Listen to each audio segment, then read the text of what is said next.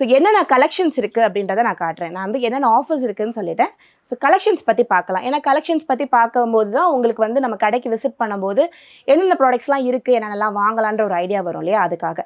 So first நான் காட்ட போகிற ப்ராடக்ட் வந்து இந்த மல்டி கடாய் பர்க்னரோடது. இது வந்து ஒரு வண்டர்ஃபுல்லான ப்ராடக்ட் நான் சொல்லுவேன். ஏன்னா ஒரு குடும்பத்துக்கும் கண்டிப்பாக இருக்கக்கூடிய ஒரு ப்ராடக்ட்டு.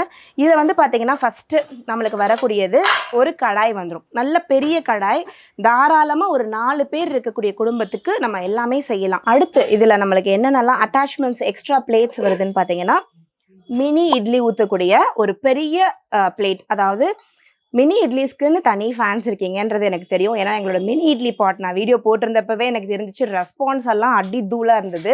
ஸோ அவ்வளோ பேர் வந்து மினி இட்லி லைக் பண்ணுறீங்க. ஏன்னா ஸ்கூலுக்கு நம்மளுக்கு குழந்தைங்களுக்கு கொடுத்து விடுறதுக்கெல்லாம் இது ரொம்ப யூஸ்ஃபுல்லாக இருக்கும் அப்படின்னு சொல்லிட்டு ஸ்நாக்ஸ் எல்லாம் பண்ணுறதுக்கு. ஸோ மினி இட்லிக்குன்னு சொல்லி தனியாக ஒரு பிளேட்டு கிட்டத்தட்ட ஒரு 30 இட்லி உங்களுக்கு வந்து ஒரு டைமில் வந்து பண்ண முடியும். ஸோ ஒரு 2 தடவை நம்ம ஊற்றி வச்சாலே ஒரு ஃபேமிலிக்கு நம்மளால் முடிச்சிட முடியும்.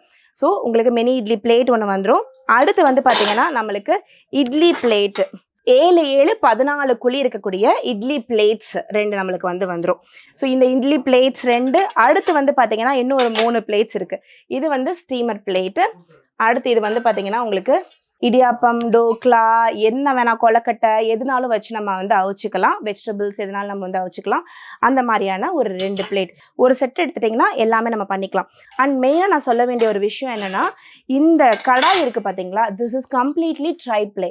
இது வந்து சாண்ட்விச் பாட்டமோ ஸ்டெயின்லெஸ் ஸ்டீலோ கிடையாது. It's heavy.